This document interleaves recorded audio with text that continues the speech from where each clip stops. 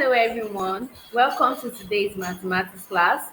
My name is Ifine Joseph, and in today's mathematics class we're going to be looking at the topic titled ratio and proportions. We're going to be looking at the topic titled what? Ratio and proportions. We're going to be looking at what ratio means, what proportion is all about, and how we can solve questions using this ideology. Now, I know many of us have things that we love to share. Like maybe you have some fruits and you want to share it with your friends. Maybe you have biscuits, snacks, whatever, and you want to share it with your friends. There's an appropriate way you can share it where everybody are equal. You can also decide to share it according to who is older or who is younger, or you can want us to use whatever means you want to use to share it. All these methods are made possible through the simple knowledge of ratio and proportion, which we'll be looking back at in today's class. So I promise to be an exciting class. Stay tuned and learn something new today. First of all, we're going to be starting with what is ratio.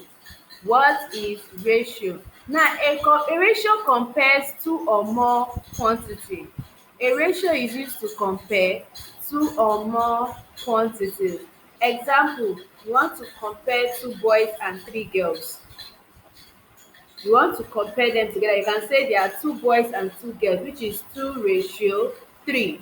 2:3. So we use ratio when we are comparing two different quantities. Maybe it might not be just two, you might have three, four, five, six quantities that you want to compare. You make use of what? Ratio.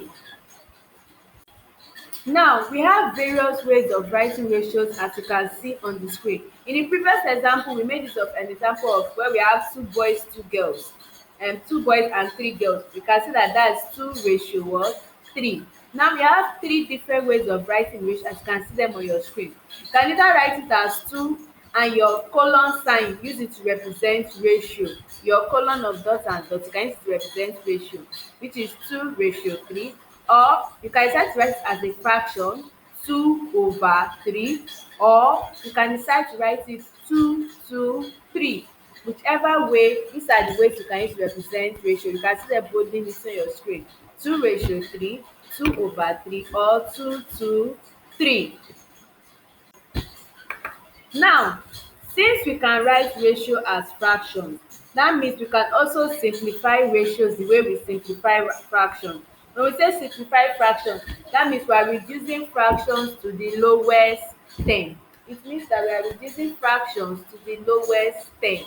So we can, for example, now we have an example on your screen. We have a ratio 6:9. Now, it means that we can also write it as 6/9 as a fraction. And you can also decide that you want to simplify this fraction to the lowest term. You can simplify that fraction by maybe dividing it by what? 3.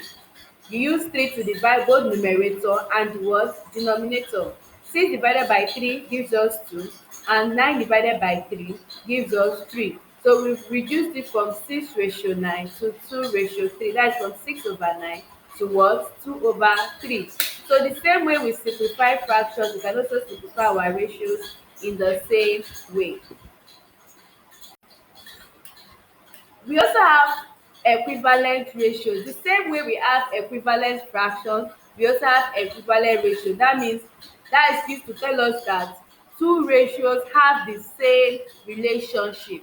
Equivalent ratio tells us that two ratios have the same what? Relationship. For example, you have the one on the screen: 2:3, 4:6, 6:9. If you look at those ratios, you can see that all of them have the same relationship: 2/3, 4/6, 6/9. 2 times 2 will give 4. The denominator 3 times 2 will give the other denominator 6. You can see that 2 times 3 will give numerator 6, and the denominator 3 times 3 will also give the other numerator 9. So you can see that all of them have what? The same relationship. The same way we have our equivalent fractions. Now, that brings us to proportion. Now, we've learned what ratio is. Now, let's look at what proportion is all about. A proportion means that two ratios are equal. Proportion means that two ratios are equal. For example, 2:3 is equals to 4:6 because 2 times 2 gives 4, and also 3 times 2 gives 6.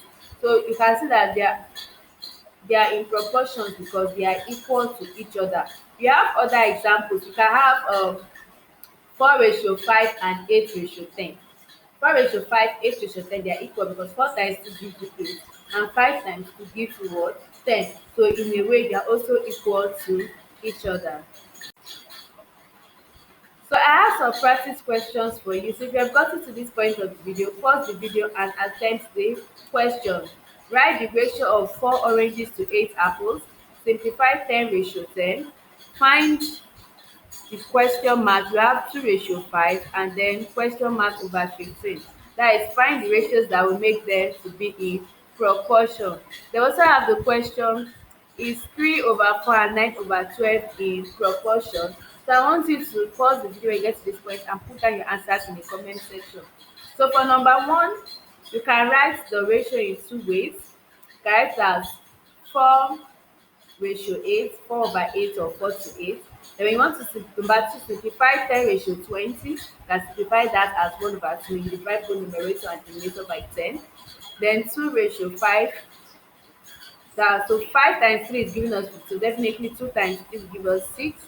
Then for the last one, yes, they are in proportion. So I hope you've learned something new in today's class about ratio and proportion. So that's all for today's class. If you have any questions, please don't hesitate to leave them in the comment section. I will attend to all your questions. I hope you enjoyed today's class. Looking forward to seeing you in the next class. Bye.